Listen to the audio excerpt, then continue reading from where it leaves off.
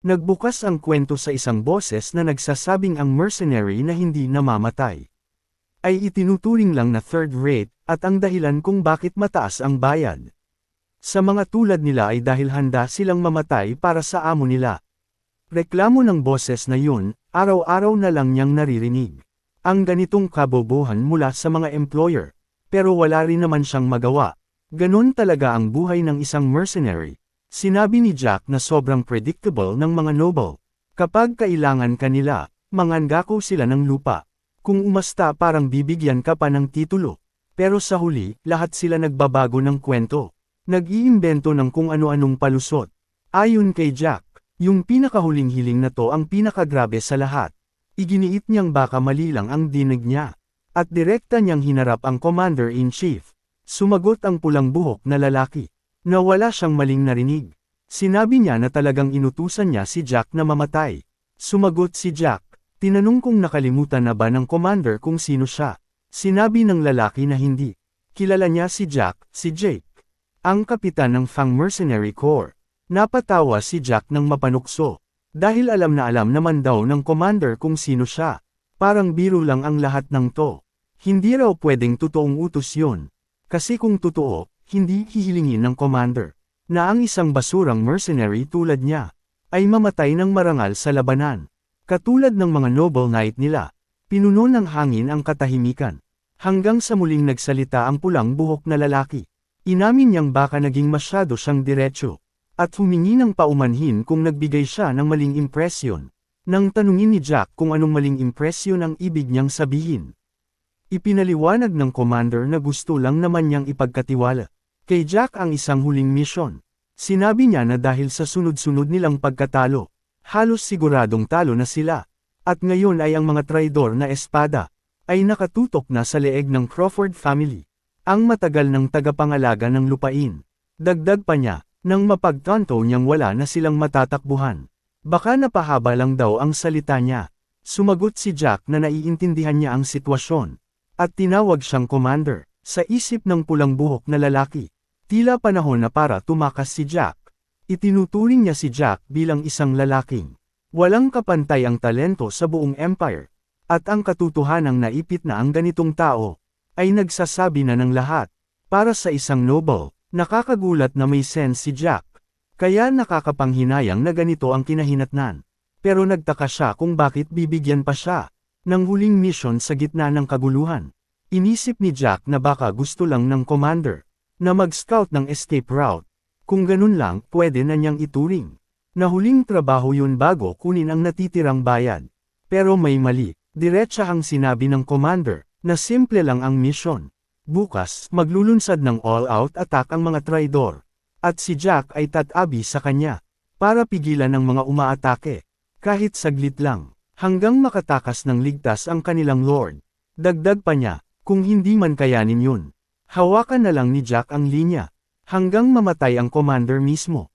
Ibinigay niya ang pangako na babayaran ang natitirang halaga gamit ang isang hiyas. Pagka-atras ni Jack, galit na sumigaw si Jack na ang hiyas na ganung kalaki ay sapat na para tustusan ang kumpanya niya. Sa loob ng 3 taon, tinanong ng pulang buhok na lalaki kung ano raw ang ibig niyang sabihin. Baluktot sa galit ang mukha ni Jack. Sinabi niyang siya ang dapat nagtatanong niyan. Tinanong niya kung inakala ba siyang tanga. Dahil palagi siyang nakangiti, inakusahan niya ang commander na ginagawa lang silang disposable shield. Kahit tumulong pa raw sila, sandali lang ang itatagal nila.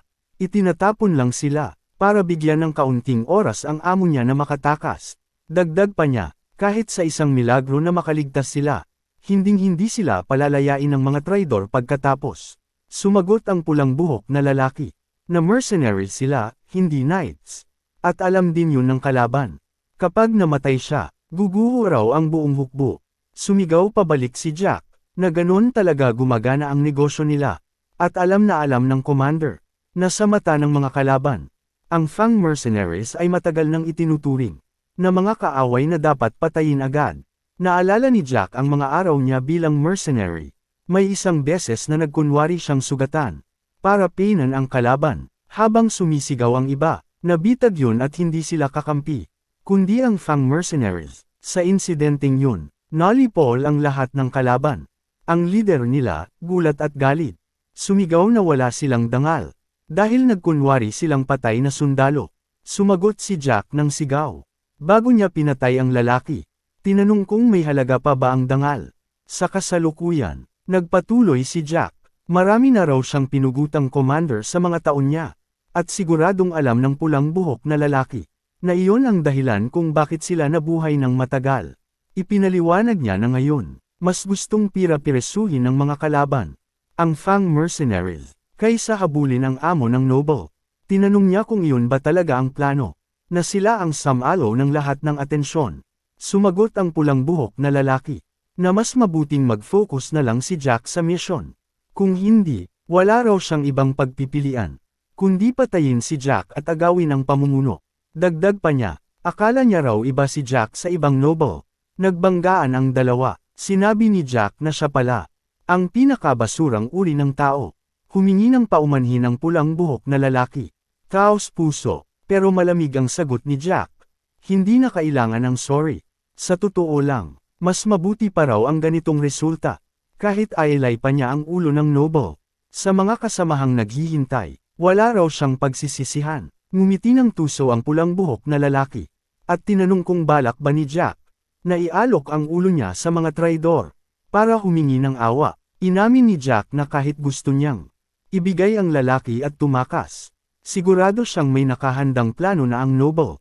Kaya bilang commander, kailangan niyang gampanan ang tungkulin niya hanggang dulo. Naniniwala siyang sisipat na ang ulo ng dalawang commander, para palayain ang mga tao niya. Nabigla ang pulang buhok na lalaki.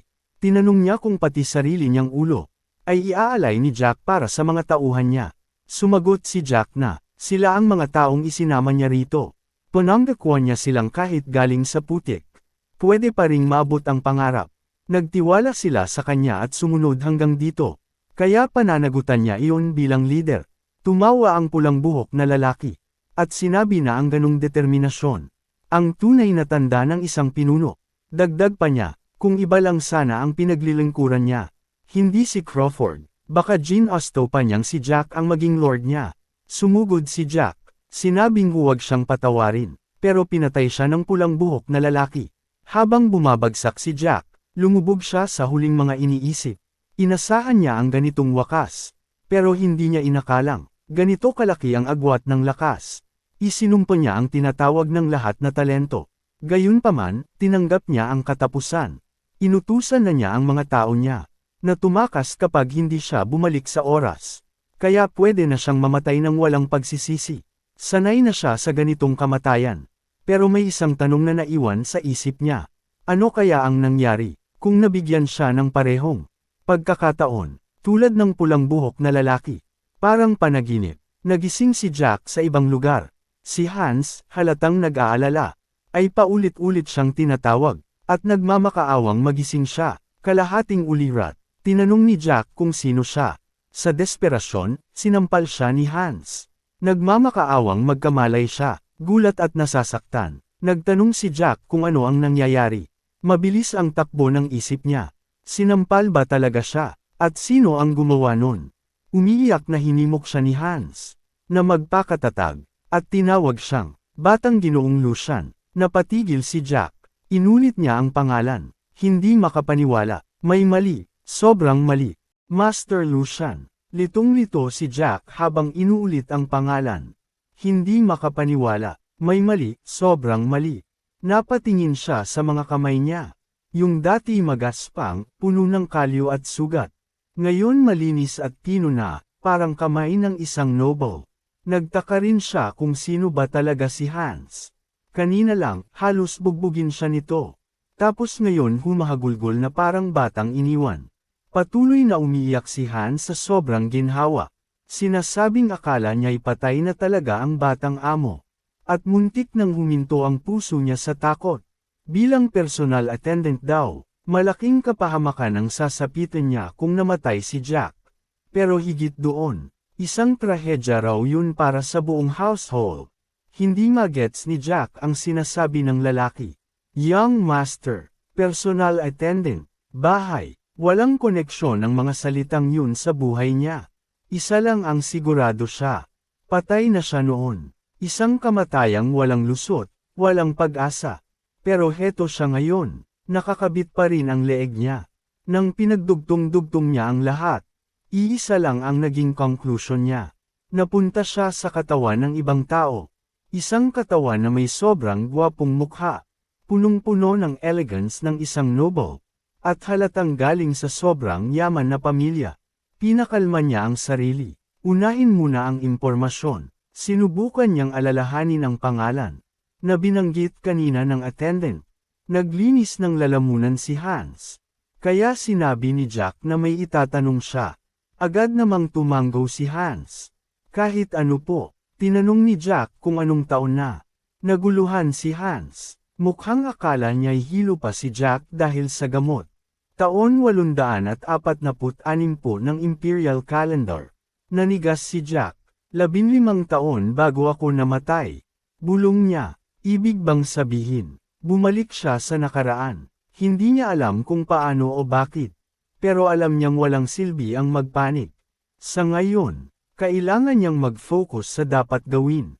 Sinabi niyang may isa pa siyang tanong. At hinarap si Hans. Mukhang pinili mong mamatay ngayon. Nang inag si Hans. Ano po ang ibig ninyong sabihin? Nagpatuloy si Jack. Sinabing ang isang mababang uri ng tagasilbi. Na maglalakas loob humawak sa walang malay na katawan. Ng kanyang amo ng walang pahintulot. Ay malinaw na paglabag sa patakaran.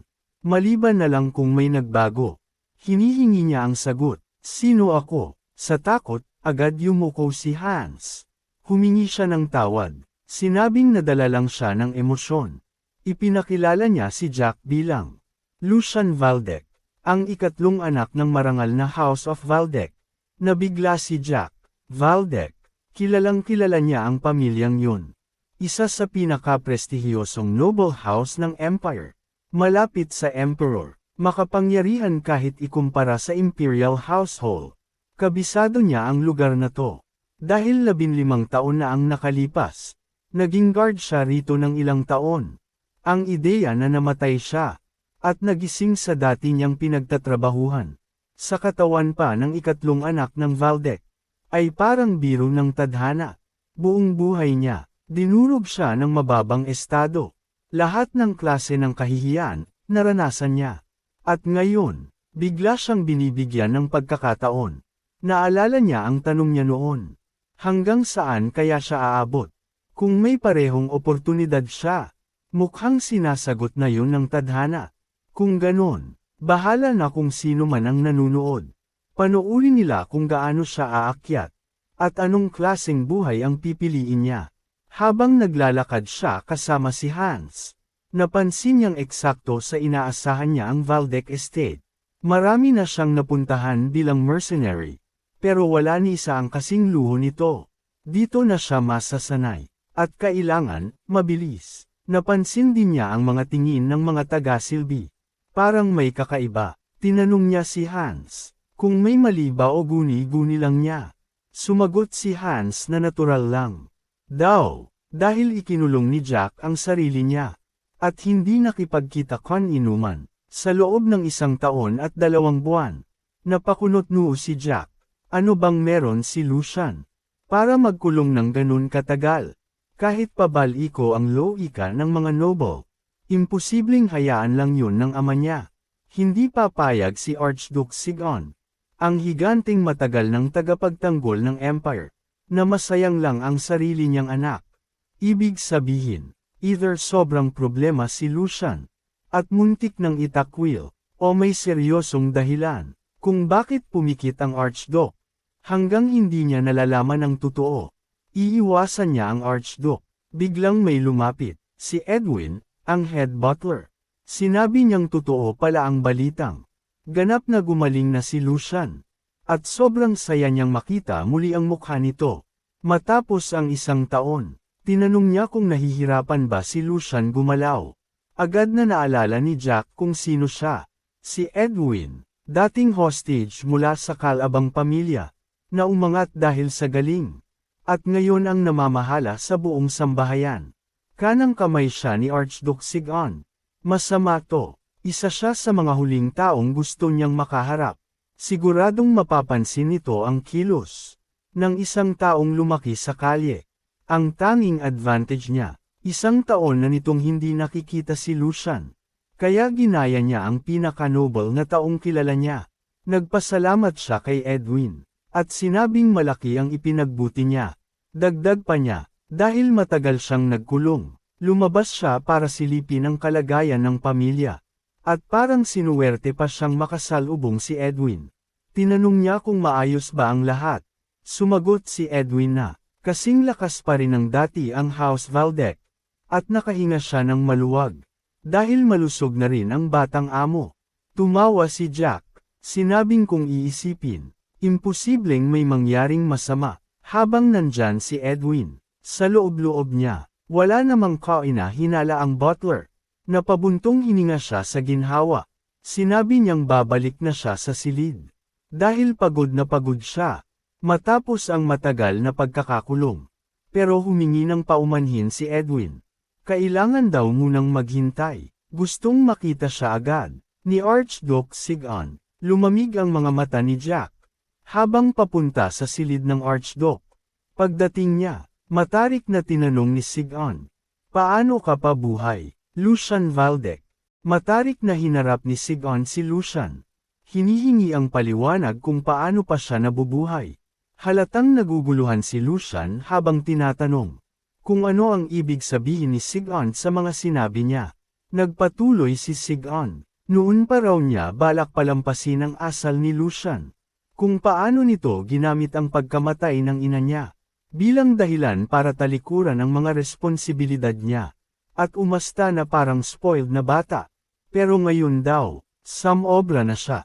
Hindi raw nakontento si Lucian na magkulong sa sarili ng mahigit 1 taon. Bilang anyo ng protesta, umabot pa raw siya sa puntong binaliwala ang sarili niyang buhay. At sinubukang saktan ang sarili. Nabigla si Lucian. Ano bang pinaparatang sa kanya ni Sigon? Bigla niyang na-realize. Kaya pala umiiyak kanina at nagkakagulo ang buong manor. Iyon ang iniisip nila. Nautal siyang nagsabi na baka may malaking hindi pagkakaintindihan. Pero hindi tumigil si Sigon. Pinilit niyang ilabas ni Lucian ang mga iniisip nitong kinikimkim sa makitid na utak niya. Matagal na raw naiiwasan ang banggaang to. Inakusahan niya si Lucian na sinadya nitong gamitin ang mahina niyang katawan at sariling mga kamay, para ipasok ang sleeping pills sa bibig niya.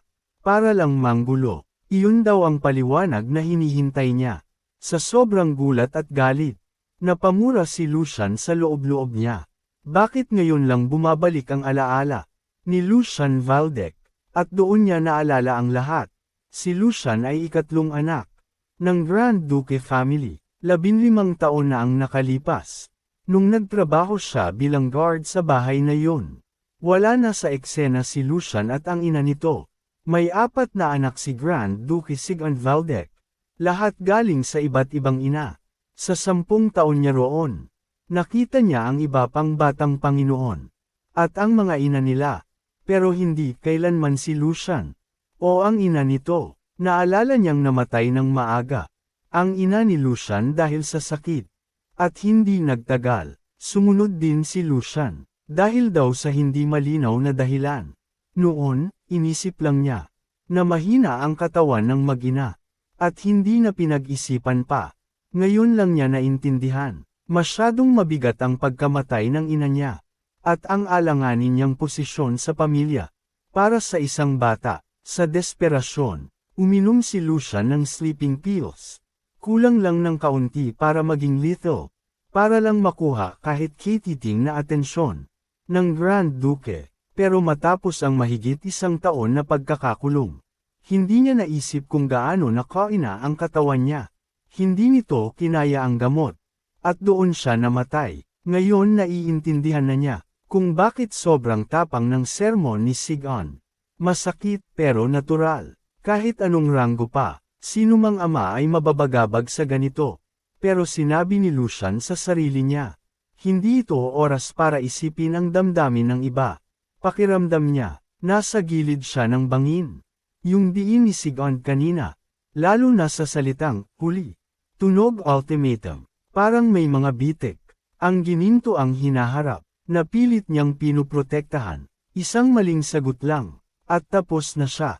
Either ipapadala siya sa liblib na monasteryo bilang pari. Hiwalay sa mundo habang buhay. O ihahagi sa malamig at malupit na hilaga. Para magdusa habang buhay. Hindi niya hahayaang masira. Ang bagong buhay na kakapulot lang niya. Matapos siyang mamatay minsan na. Matapos mag-isip ng mabuti, nagsalita si Lucian. Dahil hinihingi raw ni Sigmund ang katotohanan. Ilalabas niya ang lahat. Inaako niya ang buong responsibilidad. Walang palusot. At tatanggapin niya. Anumang parusa ang ipataw. Nanlaki ang mata ni Edwin sa tabi nila. Malamig na sagot ni Sigmund. Wala nang mababago ang mga salitang yun. Mas mabuti pang magsaya si Lucian. Dahil hindi na mababalik ang nakaraan. Lumapit si Lucian at nagsalita ulit. Sa halip na Itali, ang buhay na muntik nang mawala. Sa nakaraan, pipiliin niyang mabuhay para sa hinaharap. Humiling siya na sumagot si Sigmund. Hindi bilang Grand Duke, kundi bilang ama, kahit isang salita lang ng pag-encourage. Kapag ang isang anak ay taos pusong nagsisisi, ayon sa batas ng langit, sa pagitan ng ama at anak, nararapat lang na yakapin siya ng magulang. Tahimik lang si Edwin, hindi makapaniwala, ramdam niyang nagbago ang aura ni Lucian. Ito ba talaga ang batang amo, na dating nanginginig sa takot? Isang mabigat na katahimikan ang bumalot sa tatlo. Sa wakas, nagsalita si Sigmund. Hindi raw siya makapaniwala, na naglakas loob si Lucian. Napagsabihan siya tungkol sa tungkulin ng magulang. Marami na raw siyang nakita sa buhay. Bahagyang yumuko si Lucian. Palihim na napabuntong hininga. Gumana, mas tama palang sumugod ng diretsyo. Kaysa yumuko ng alanganin. Hindi daga ang kailangan. Aso na handang kumagat. Iyon ang naiintindihan ni Grand Duke Sigmund. Sinabi ni Sigmund, na mukhang natuto raw ng kapal ng mukha si Lucian. Matapos bumalik mula sa bingit ng kamatayan. Dahil binanggit niya ang sipag. Tinanong niya kung ano ang plano niya mula ngayon. Sumagot si Lucian, na aayusin muna niya ang sirang katawan niya. Pagkatapos, matututo siyang humawak ng espada ng maayos. Nagulat si Sigmund. Espada. Tumango si Lucian. Oo, espada. Pero kailangan munang palakasin. Ang katawan niyang parang papel. Kung kakain at matutulog lang daw siya ng maayos, baka gumanda ang lagay niya. Sinabi ni Sigmund, na magaling magsalita si Lucian. At kung bluff lang daw ba o hindi, malalaman din sa kalaunan. Tinawag niya si Edwin, at inutusan na ibigay ulit kay Lucian iyon. Mas praktikal daw yun kaysa puro salita. Sumagot si Edwin na susunod siya agad. Si Lucian naman ay litong-lito. Ano ba ang, iyon? Matapos ang usapan, sumama si Lucian kay Hans. Para mas maintindihan ang kaharian. Nang makita niya ang dibdib, na puno ng kumikislap na ginto, napamura siya sa isip. Grabe, ganito pala ang buhay ng high noble. Yung akala niyang malaking allowance noon. Pang isang buwan lang pala dito. Sa ganitong yaman, may tsansa talaga siyang buuin ulit ang katawan niya. Baka kaya pa nga niyang gumawa ng elixir. Sa hardin, magkasabay na naglalakad sina Edwin at Sigmund. Tahimik na nag-isip ang butler. Mahal ng yumaong Grand Duchess ang lugar na to. Kaya ang pagbisita ni Sigmund matapos ang napakatagal na panahon, ay malinaw na naapektuhan ng pagbabagong nakita niya kay Lucian. Kahit pansamantalang nawala ng pabor si Lucian sa Grand Duke, naniniwala si Edwin na dahil paboritong anak ito ng Grand Duchess.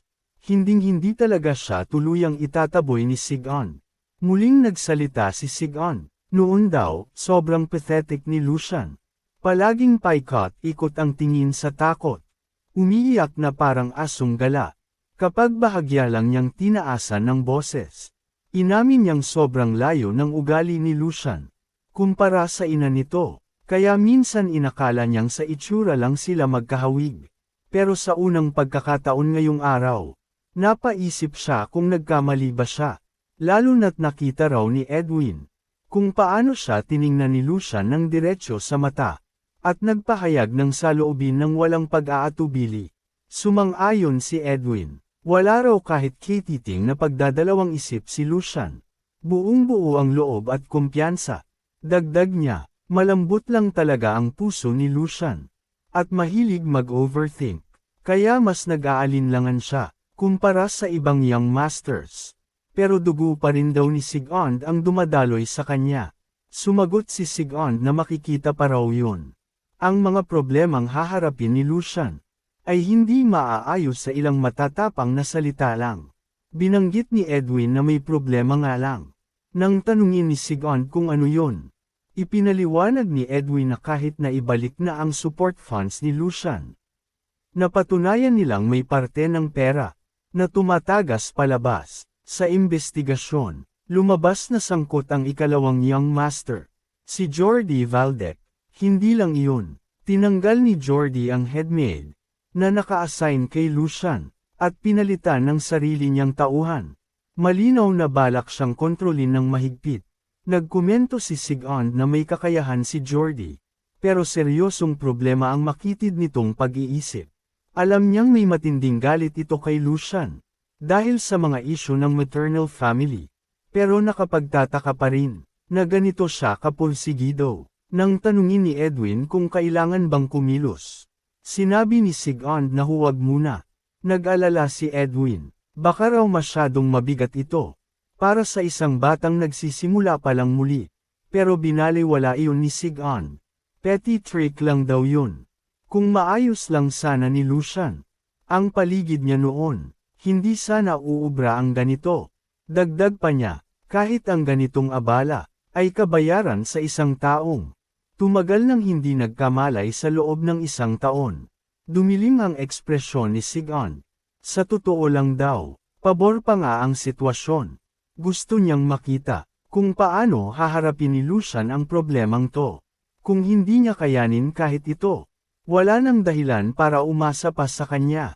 Dugo ng Valdec ang susi, pero ang pagbukas ng pinto, sariling kamay pa rin ang gagawa. Makalipas ang ilang araw, sa loob ng palasyo, nagbubulungan ang mga katulong. Ilang araw na raw bang nagkukulong ulit si Lucian sa kwarto. At ano raw ba ang kakaibang routine na ginagawa niya? Si Hans, may Simon Got sa mukha. Sinulyapan ng mga maid, bago tumingin kay Lucian. 3 araw na raw mula nang dumating muli ang dating pinigil na support funds. Ipinilit ng batang amo na naibalik iyon dahil naging maayos ang usapan nila ng Grand Duke. Pero alam ni Hans na sa lamig ng relasyon nila, hindi yun naging madali. Siguradong kinailangan ng batang amo ng napakalaking tapang para magpatuloy kahit talikuran ang lungkot. Samantala, sumabog sa excitement si Lucian. Sa ganitong pera, sulit ang subok.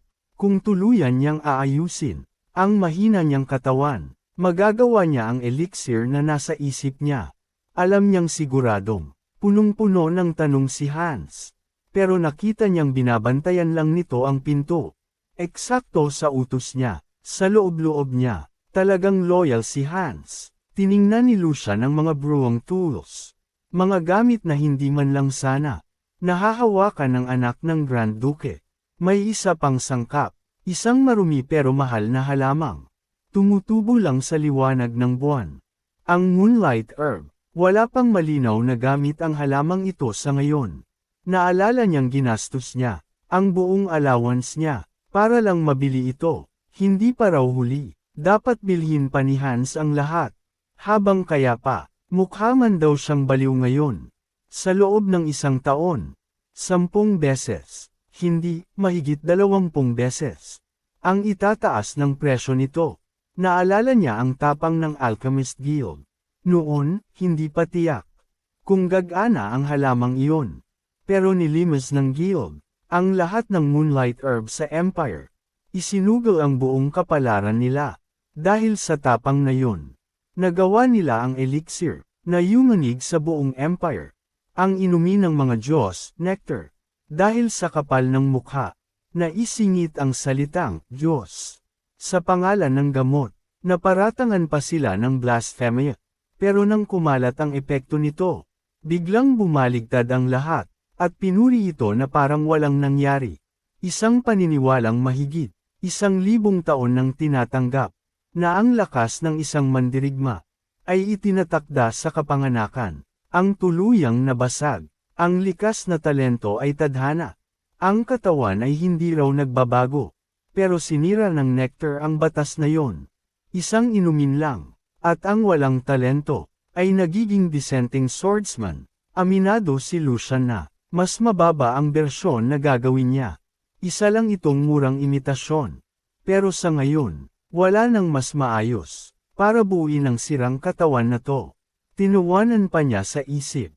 Ang swerte ng batang noble, na kayang gumamit nito. Naalala niya na nang magsimula ang magulong panahon sa Empire. Unang nasunog ang Alchemist Guild. Hindi pwedeng manatili sa mundo. Ang recipe ng nectar, sobrang delikado sa balanse ng kapangyarihan. Kaya tuluyan itong nawala, pero nakakalap siya ng mga pahiwatig. At nakagawa ng kahawig. Alam niyang karamihan sa sumubok nito ay namatay sa side effects. Pero sapat na ang pag-iisip. Panahon na para inumin. Ang kasunod ang pinakamahalaga. Habang nararamdaman niya ang pagbabago, naintindihan niya na ang resulta ng pag-angkin ng tao sa kapangyarihan ng kalikasan ay nakadepende sa daloy nito sa katawan. Kung paano ito kumakalat at bumabalik. Sobrang laki ng pwedeng maging diferensya. Sa sandaling to, hiniram niya ang lakas ng nectar para pilitin buksan ang mga baradong daanan sa loob ng katawan. Pero kahit bumubukas ang mga channel, nagulat siya, walang sakit, walang pagtutol, kusang kumalat ang enerhiya, parang doon talaga ito dapat mapunta. Kahit mga bagong silang na sanggol, may mga dumi pa sa daloy ng enerhiya. Kaya napaisip siya, genius ba ang batang to? Naglalakad-lakad si Hans sa silid. Nang biglang bumukas ang pinto, lumabas si Lucian. May nangyari ba habang naghihintay ka? Tanong niya kay Hans. Agad na humarap si Hans, halatang nagpanik. Sabi niya, sobrang tagal na raw ni Lucian sa loob. Hindi man lang sumasagot kapag tinatawag. At dahil mahigpit siyang inutusan, na huwag pumasok kahit ano pa mangyari. Akala niyan habang sinusuri niya ang mga knight na ipinanganak na noble. Mga taong inaasahang bihasa na agad. Sa espada at asal simula pagkabata. Para sa kanila, kailangan munang patunayan ang sarili. Sa battlefield o sa mga mission. Bago kilalanin ang kanilang liege. At bigyan ng titulong knight. Pero sa huli, para kay Lucian, wala silang pinagkaiba sa mga asong panghuli na may mamahaling kwintas. Dahil dito, obligado silang magpakita ng galang sa liege na nagbigay sa kanila ng yaman at karangalan, pati na rin sa dugo ng pamilya nito. Pero ang asal ni Hendrik, kabali baligtaran, napagtanto ni Lucian, na ang mababa niyang posisyon sa pamilya, ang dahilan kung bakit siya binabastos. At dahil may malakas na backer si Hendrik, lalo lang itong lumalakas ang loob. Kung siya lang ang masusunod, uumpisahan niya sanang baguhin ang mindset ng lalaking to. Gamit ang matinding training, pero alam niyang, hinding-hindi yun papayagan ng Grand Duke. Isa pa, ang knight ay pangunahing lakas militar ng pamilya. Parusahan ang isa, nang walang tamang proseso, siguradong gulo lang ang dulot. Hindi pa oras, kaya sinabi ni Lucian, nakatangahan ang iwasan ang training hall. Dahil lang sa nangyari noon. Mula ngayon, madalas na raw siyang pupunta roon.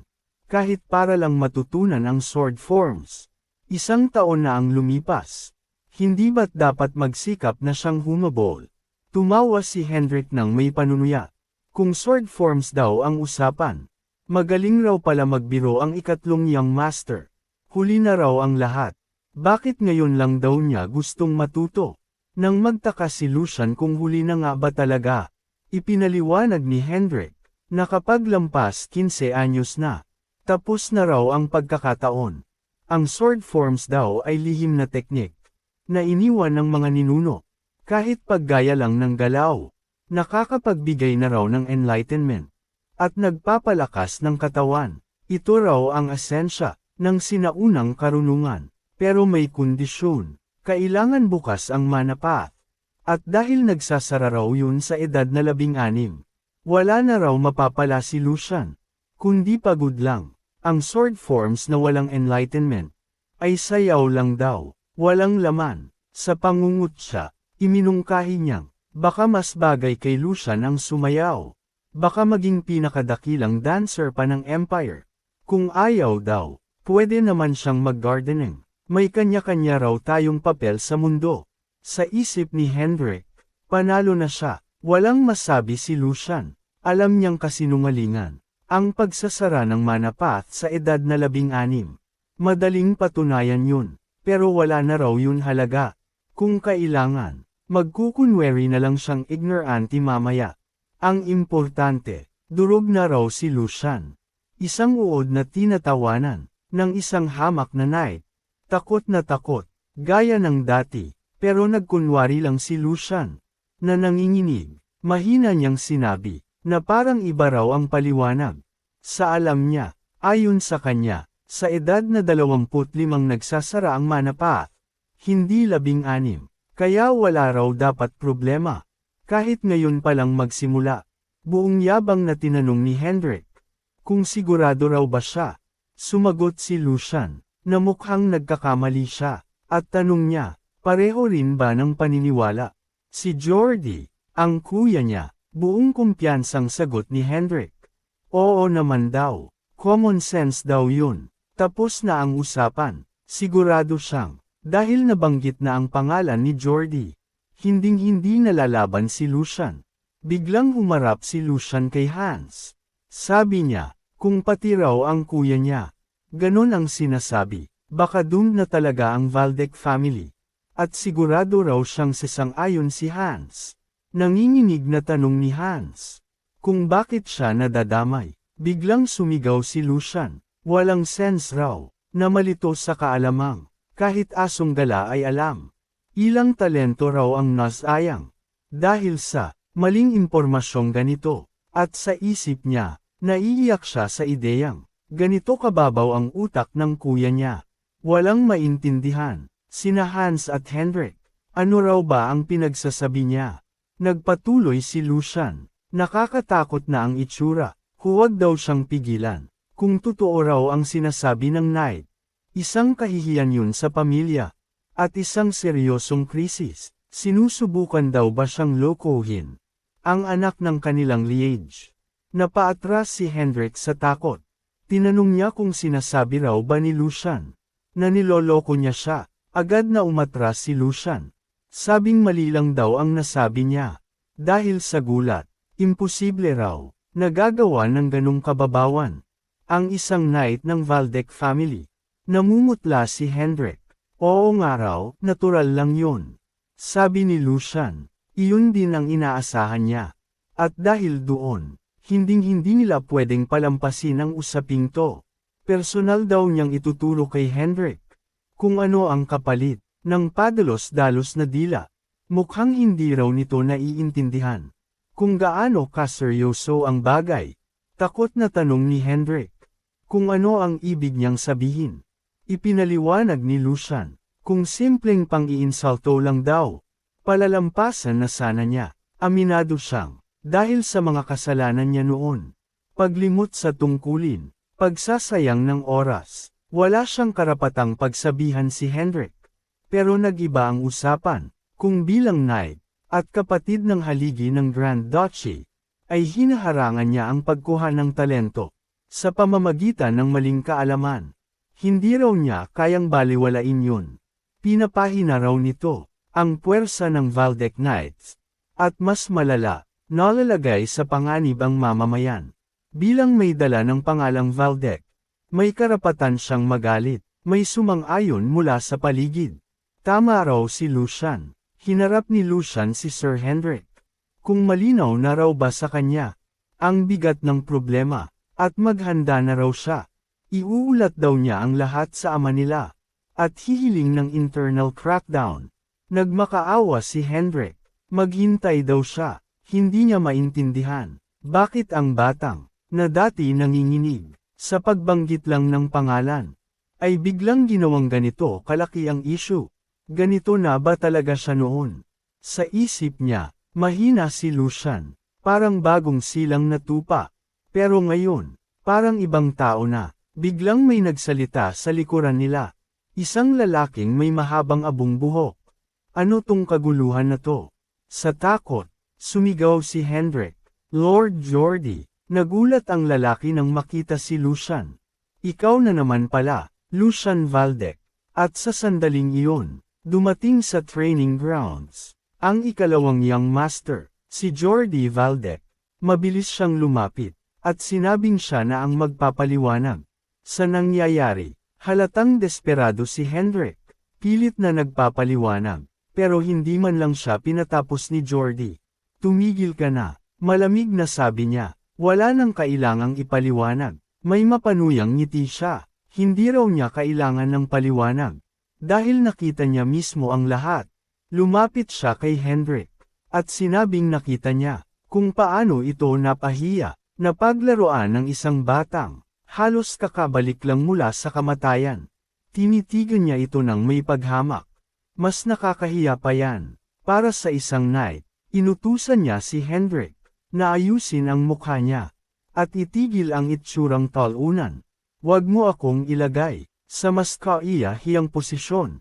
Banta niya, pagkatapos, bumaling si Jordi, at dahan-daang naglakad, papunta kay Lucian at kay Hans.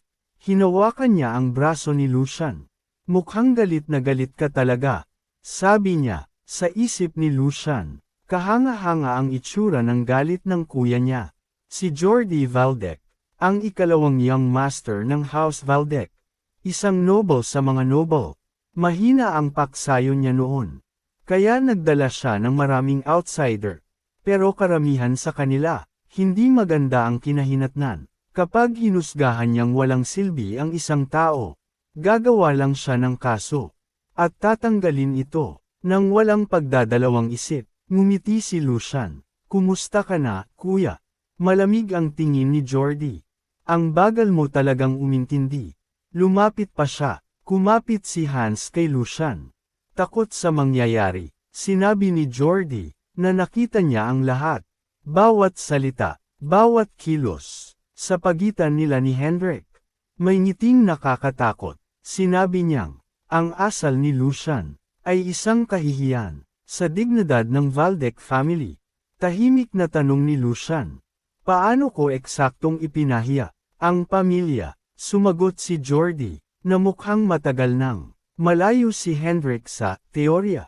Kaya nagkamali ito, pero inakusahan niya si Lucian, na ginamit ang pangalan niya, para manggulo, at hindi raw niya yun palalagpasin. Gayunpaman, wala raw siyang balak pagsabihan ng Knight. Alam daw niya ang bigat ng katapatan nito sa pamilya. May paghamak niyang sinabi, hindi tulad ng kapatid kung walang silbi. Si Hendrik ay tapat. Inakusahan niya si Lucian, na hindi man lang nakayanan ang basic training. Tumakbo palayo, pero may gana pang manisi ngayon.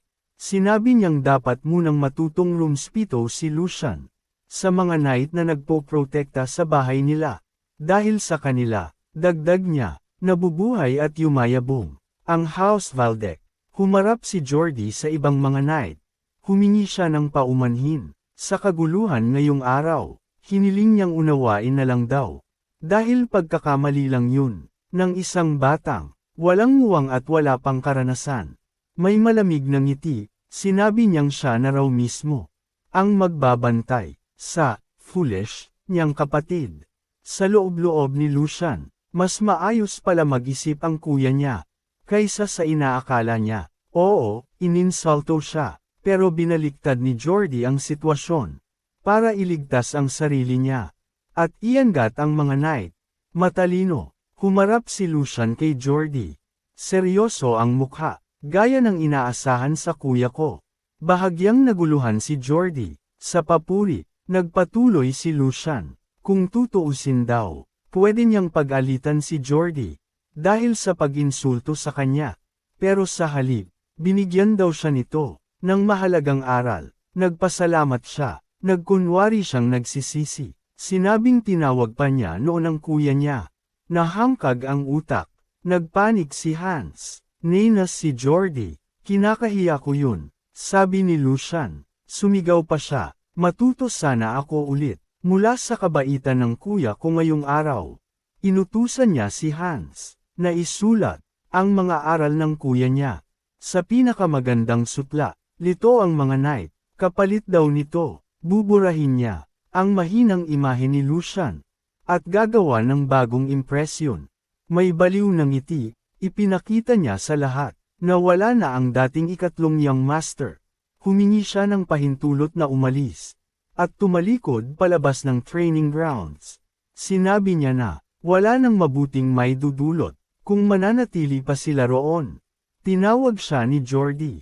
Hoy, bata! Akala mo ba makakaalis ka lang basta?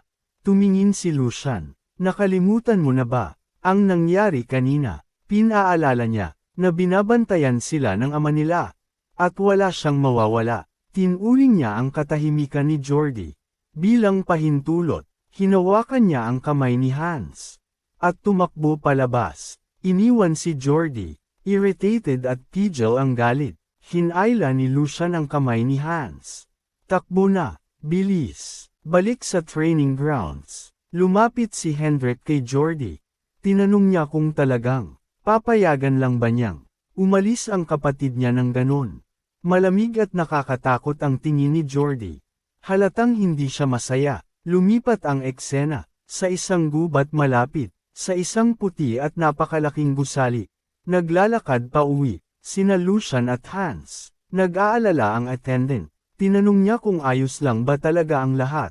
Matapos ang nangyari, sumagot si Lucian. Mas kilala raw ni Hans ang kuya niyang si Jordy kaysa kanino man. Napahiyaw si Hans. Hindi niya yun palalagpasin. Naging parang cute na rakon ang itsura niya sa takot. Sa isip ni Lucian, itong pakiramdam na to, naiintindihan lang ng mga nakaranas na. Naalala niya ang mga panahong nagkakalat ang inutil na superior. Tapos hugas kamay. Ang nasa baba ang nagsasalo. Ngumiti siya ng may kumpiyansa. Tumayo ka, sabi niya kay Hans. Hindi mangyayari yun ngayon. Isang night lang daw yun. Hindi niya hahayaang gawin sa kanila yun. Yumuko si Lucian sa harap ni Hans. Sinabing nadamay ito, dahil sa kanya, kapag tanga raw ang amo. Ang tauhan ang nagdurusa. Mas lalo na raw, para sa personal attendant tulad ni Hans. Tumayo siya, determinado ang tingin. Isang bagay lang ang ipinapangako ko. Sabi niya, mula ngayon, dahil sa mga katangahan ko, wala nang ibang magdurusa, hindi na niya hahayaang maliitin ang mga tao niya. O mabuhay sa takot, magkasundo tayo, sabi niya, sabay kamayan si Hans. Sa sandaling yun, mataas na ang araw, at binuhusan ng liwanag ang buong kastilyo. Mabilis na naglakad si Lucian sa pasilyo. Kasunod si Hans na halatang nagmamadali rin. Malalim ang iniisip ni Lucian. Matapos ang nangyari sa training hall, nagtataka siya kung bakit biglang tumahimik ang lahat. Kumunat ang noo niya. Hindi ganon ang kilala niyang Jordy. Hindi yun yung tipong tatanggap lang ng talo at tatahimik. Hinigpitan niya ang hawak sa papel sa kamay niya. Napamura siya sa isip. Alam na niya to, simula pa lang. Ito na yung petty trick na inihanda sa likod ng lahat. Nagngangalit ang ngipin niya sa galit. Matagal na niyang hinihintay ang araw na to. Nakita ni Hans ang reaksyon niya. At naging seryoso rin. Tama raw si Lucian. Hindi nila pwedeng palampasin to. Habang mas iniisip ni Lucian, mas lalo siyang nagagalit. Handa ka na ba? Tanong niya. Buong tapang na sumagot si Hans.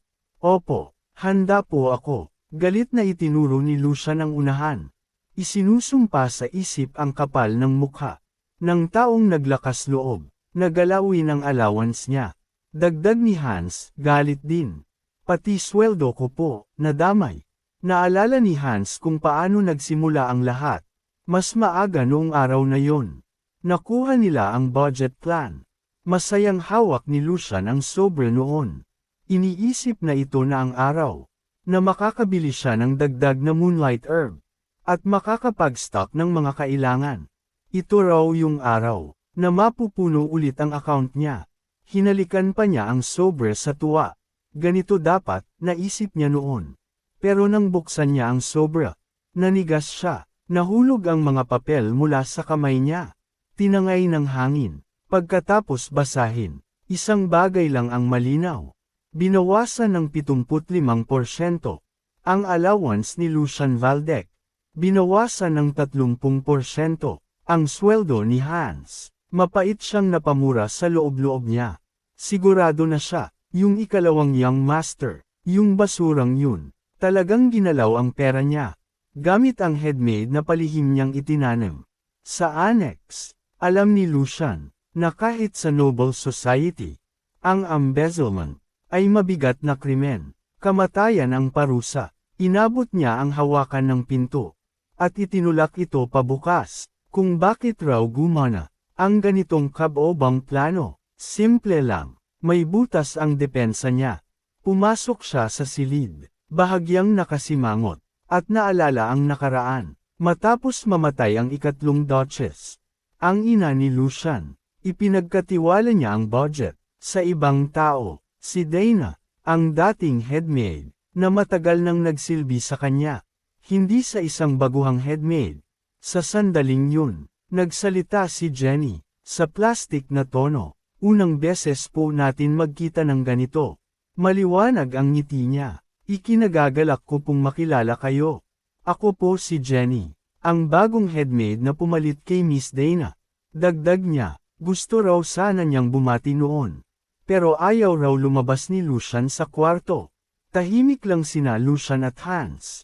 Dahil walang sagot, lalo pang lumakas ang loob ni Jenny. Sa wakas tapos na rin po yata. Ang mahabang paglalagalag ninyo. Nagliyab ang galit ni Hans.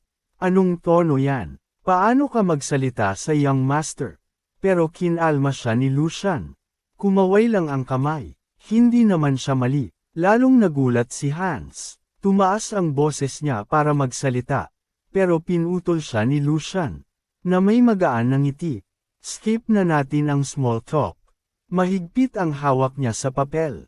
Malamig ang boses niya. May mas mahalagang usapan. Diretsuhin ko na. Nagulat si Jenny. Inabot ni Lucian ang dokumento. Ikaw ba ang gumawa ng budget plan na to? Bahagyang ngumisi si Jenny. Saka ngumiting kontento. Kaya pala ninyo ako ipinatawag. Oo, ako po mismo ang gumawa. Mayabang niyang sinabi, na dahil binigyan ng buong autoridad. Ang dating headmaid, ipinagpatuloy lang daw niya ang tungkulin. May pangungot siyang ngiti pa siyang dagdag. Medyo nagtataka nga po ako. Kung bakit iniimbestigahan ako, sobrang sipag ko naman. Kumaway siya na parang wala lang. Trabaho po kasi to, na dapat kayo mismo ang gumagawa. Nanlamig ang mukha ni Lucian. Oo, inaasahan na niya yun. At oo, kasalanan din niya. Pumasok ang sikat ng araw sa bintana. Sa pagod na boses, nagsalita siya. Naiintindihan ko, hindi na maiiwasan. Bahagya siyang lumipat ng pwesto. Pero may hindi pa rin tugma. Malamig ang tinig niya. Na-confirm ko na, ang karamihan ng pondo, ay napunta sa pagtaas ng sweldo ng servants. Dahil lahat ay nadamay, sa kapabayaan ko, pwede itong ituring na kabayaran. Nanigas ang mga maid, pero agad siyang bamanat. Kung ganon, bakit binawasan ang sweldo ni Hans? Hindi ba masyadong halata yun? Nakita ni Jenny ang pangalan ni Hans. Lumabas ang lantad na paghamak sa labi niya. Nagkunwari siyang nagulat. Talaga po ba? Siguro po nagkamali lang. Marami pong iniintindi. Ang isang headmaid, may kalkuladong talim ang boses niya. Nang humarap siya sa iba. Hindi ba? Nag-iba ang ekspresyon ng mga tao. Sa takot, isa-isa silang tumanggo. Opo, sobrang busy po si Miss Jenny. Tumutulong po kami sa abot ng makakaya. Tahimik lang silang pinanood ni Lucian. Marahan siyang napabuntong hininga, at tumalikod. Bumalik na tayo. Nanigas si Hans. Ganon na lang po. Young Master, napapait na ngumiti si Lucian. Katawan ko to, pero iba ang may hawak sa kamay at paa ko. Huminto siya sa pinto, may huli raw siyang tanong. Tiningnan niya si Jenny ng matalim. Alam mo ba kung sino talaga? Ang amo na dapat mong sundan. Matapang na tinaas ni Jenny ang kilay. Kung yan po ang tanong, tatanungin ko si Lord Jordy. Habang nakatingin sa madilim na daan sa unahan, naisip ni Lucian, ang bulok na laman, kailangang putulin. Umakyat siya sa hagdan, at huminto sa harap ng isang karatula. Sa sandaling yun, ramdam niyang nabubulok ang puso niya. Pagpasok nila, mahina ang boses ni Hans. Akala ko po, mangingisda tayo, para lumino ang isip. Hindi sumagot si Lucian. Sa loob, sumisigaw ang mga tao sa arena. Marahan, sigawan, bilasan mo, sinugal ko buong sweldo ko sayo. Isang kalbong mandirigma, ang tumaman ng malakas na suntok. Patayin mo, ngumisi si Lucian. Ramdam mo to, perfecto para makahuli ng malaking isda. Lumapit siya sa counter, maling lugar to para sa mga bata. Sanggit ng bartender, lumayas ka na, tahimik na inilabas ni Lucian ang pitaka ng barya, at inilapag sa mesa. Mapili pala ang gambling den. Inalis niya ang sombrero. Hindi ka ba tumatanggap ng customer? Naalala ni Lucian ang arroganteng asal ni Jenny, at tahimik niyang pinag-isipan kung bakit hindi niya agad pinarusahan ang headmaid. Tumangala siya sa chandelier sa itaas. Maingat na tinimbang ang sitwasyon. Una sa lahat, hindi basta-bastang head servant si Jenny. Anak siya ng caretaker, na nagpalaki kay Jordy mula pagkabata. Kung kikilos siya ng padalos-dalos, lalo lang lalala ang sitwasyon. Pangalawa, kitang-kita niyang sabog ang hierarchy sa panig niya. Mas magulo pa kaysa sa inaakala niya. Habang pinapanood ang attendant, na masiglang ginagabayan ng iba, kumaway lang siya ng walang pakialam. Sa loob-loob niya, malayo pa sa normal ang lagay ng lahat. Kailangan ng tamang race eta. Bahagyang ngumiti si Lucian, nang pumasok sa isip niya ang imahe ni Sigon. Imposibleng hindi alam ng Grand Duke ang mga to. Inisip niya ang lalaking iyon. Nakalmadong umiinom ng alak. At napagtanto niya, kung ganon, ang pag-aayos sa kaguluhang to, ay isa na namang pagsubok. Kung ganon, ipapakita niya kung ano talaga ang kaya niya. Umupo siya at marahang napabuntong hininga. Sa mesa, kalat ang mga baraha, kasama ang pulang at lilang chips. Kinuha ni Lucian ang deck, at pinaghalo ang mga baraha, ng sobrang bihasa, habang basta na lang niyang inihahagis ang mga baraha. Pumasok sa isip niya, pwede rin pala siyang kumita habang andito. Hindi nagtagal, dalawang baraha ang bumagsak sa mesa. Nabulong ang mga tao sa paligid. Ilang sunod-sunod na panalo na raw ba yun? Grabe raw ang galing niya. Lalo na't veterano ang kalaban. Sa wakas, sumuko ang kalaban. Hinampas lang ni Lucian ang chip sa mesa. At may pang-asar na tanong. Ayaw muna, kaka-start pa lang dagdag pa tayo ng round. Sabay taas ng kilay, may malinaw na hamon sa tingin. Nagpanik ang kalaban. Ayaw na raw niya, gusto na lang umalis. Samantala, nakatulala si Hans. Hawak ang ulo niya. Kailan pa nagkaganito si Young Master? Ipinatong ni Lucian ang isang paa sa mesa. Mayabang ang tono. Wala na bang kayang tumalo sakin? Yan na yun. Akala ko pa naman may kwento. Biglang dumilim ang mukha niya. Habang marahang nilalaro ang chips sa kamay. Naisip niya, kung umabot na rito, oras na para lumabas ang hinihintay niya.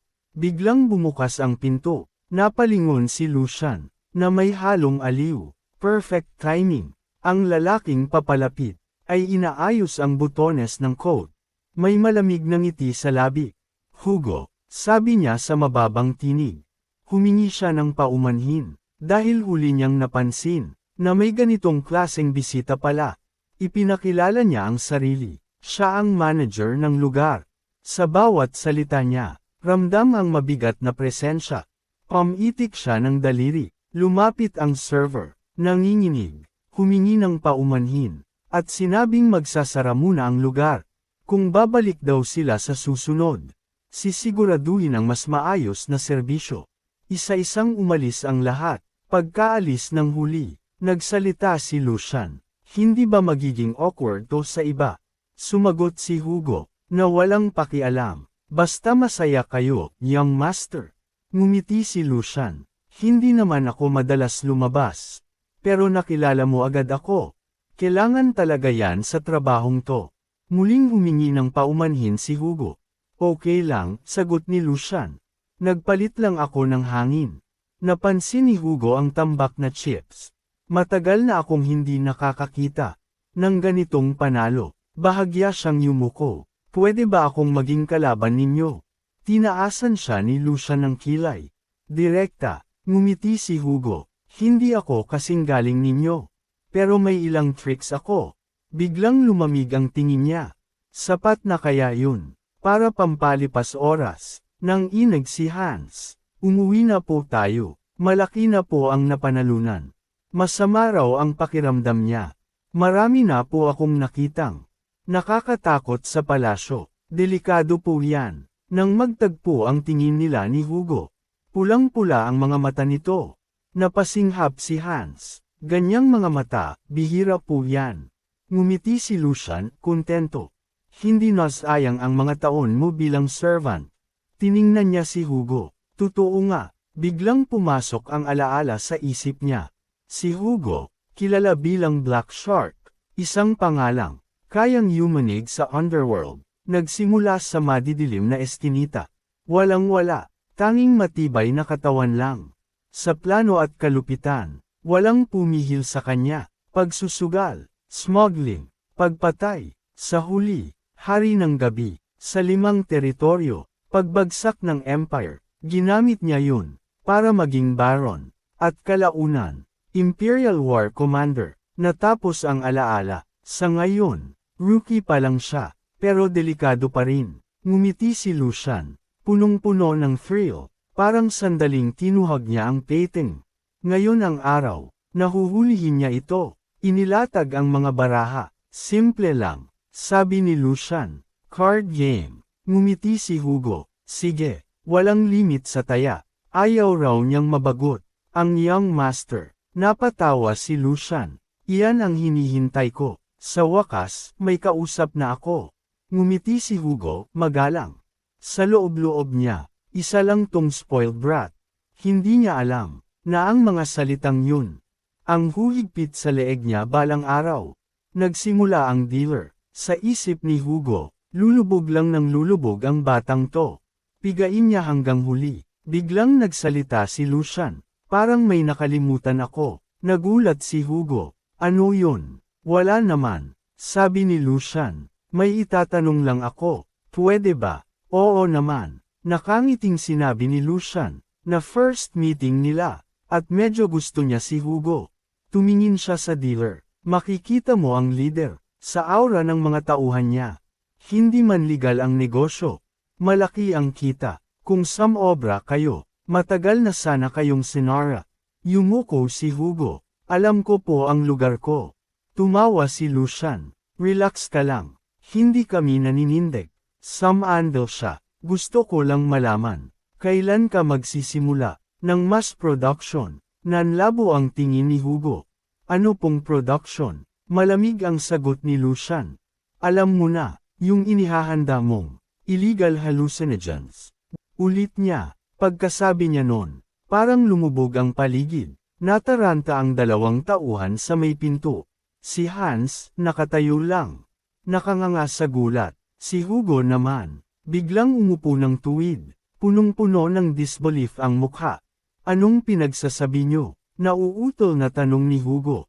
Ano bang hallucinogens? Dahan-daang binitawan ni Lucian ng chips. Halatang aliw na aliw. Narinig mo ko ng malinaw. Sabi niya, wala kang rason para magtanong ulit. Habang nakasandal pa rin ang baba niya sa kamay. Parang wala lang niyang tinanong. Commission ka ba ng Marquillan family? Biglang lumamig ang tingin niya. Ang totoong pakay niyo ay guluhin ang Waldeck sa pamamagitan ng droga. Kumaway lang siya, parang wala lang. Grabe naman, sabi niya, para sa isang marquee, ang babaw ng utos. May mga linyang, hindi dapat tinatawid. Hindi ba? Doon lang muling nakahinga si Hugo. Nagpatuloy si Lucian. Sa totoo lang, mas impressive ka pa nga. Kakaunti lang ang may lakas ng loob na gumawa ng ganito, sa loob ng teritoryo ng Waldeck. Sa narinig niya, nilamon ng takot si Hugo. Habang patuloy ang boses ni Lucian, parang humahaba ang anino ni Hugo. Kapag pumalpak to, babala ni Lucian, at nahuli ka, lahat ng konektado sa Waldeck. Pupunitin ka ng buhay. Lahat, tahimik ang buong silid. Sa isip ni Lucian, siguradong gulong-gulo na ang utak ni Hugo. Kapag pamalia, kamatayan ang katapusan, at lantad na ang plano. Itinayo niya ang isang baraha. Habang bumabalik ang alaala, sa Wald family, ito na ang pinakamasamang kalaban.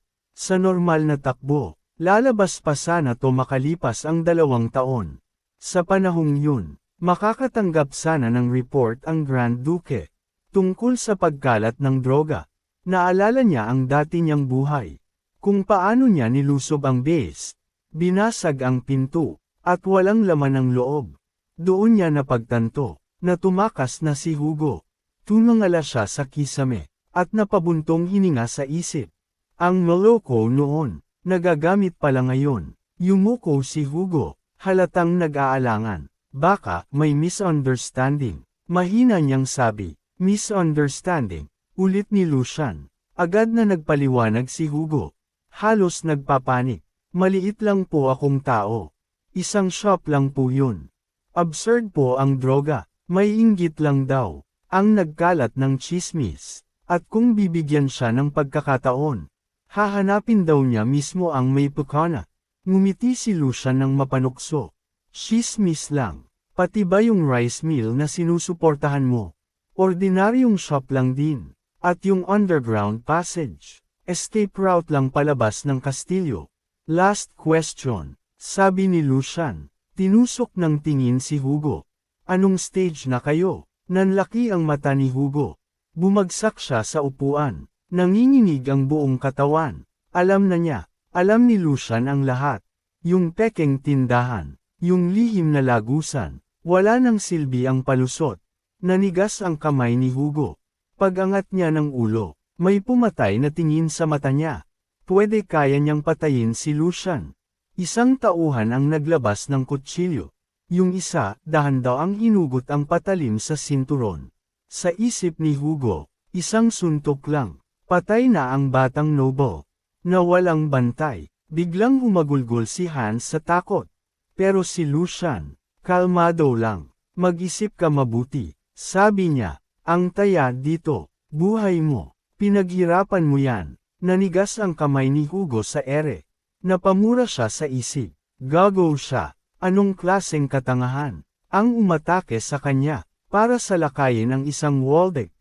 Naisip niya ang sarili, na ginagapos, tina-torture, mas gugustuhin, panyang mamatay. Huminga siya ng malalim. Ipinikit ang mata, pinilit kumalma. Pagdilat niya, lumuluhod siya. Kailangan niyang mabuhay. Yumuko siya ng mababa. Maawa po kayo. May dahilan po, kung bakit kayo mismo ang pumunta. Kung hindi, patay na po ako kanina pa. Bahagyang ngumiti si Lucian. Natarante si Hugo. Kahit maging aso po ako. Tatahol ako kung utos. Gagapang ako. Isa-isang lumuhad ang mga tao sa paligid. Sabay-sabay silang yumuko. Tahimik na pinatong ni Lucian ang chips. Tumayo, at nagsalita. Hindi masamang mag-alaga ng aso. Kailangan ko rin ng extra kamay at paa. Nagliwanag ang mukha ni Hugo. Maraming salamat. Uutusan niyo lang po ako. Lumapit agad si Lucian. May alam ka na, sabi niya. Lumuhad siya sa harap ni Hugo. Pero boring yan. Hindi ka bagay, na hanggang aso lang. Ipinatong niya ang kamay sa balikat ni Hugo. Gusto mo bang maging knight? Nanlaki ang mata ni Hugo. Knight. Pangarap niya yun dati. Hanggang sa binitawan niya. Kahit gaano ka kagaling. Tool ka pa rin ng mga noble. Hindi nagbabago ang pinanggalingan. Napakagat siya ng ngipin. Gusto ba talaga niya? Sa huli, idiniin niya ang noo sa sahig. Kahit kaluluwa ko, ibebenta ko. Totoo po ba? Tumayo si Lucian. Sumusumpa ako, sa karangalan ng Waldeck. Hanggat may dignidad ka, hindi hadlang ang status. Iniunat niya ang kamay. Pipiliin mo bang mabuhay bilang tao? Napatitig si Hugo. Ilang araw ang lumipas. Sa Waldeck Castle, litong-lito ang mga maid. Nagkatinginan ang mga servant. Masiglang inanunsyo ni Lucian. May ipakikilala ako. Bagong talent. Tahimik ang lahat. Tumingin siya sa tabi. Ipakilala mo sarili mo. Tumayo si Hugo. Magalang ang tindig. Ako si Hugo. Magsisilbi po ako kay Young Master. Ngumiti siya. May bahid ng panganib. Inaasahan ko ang maayos na samahan.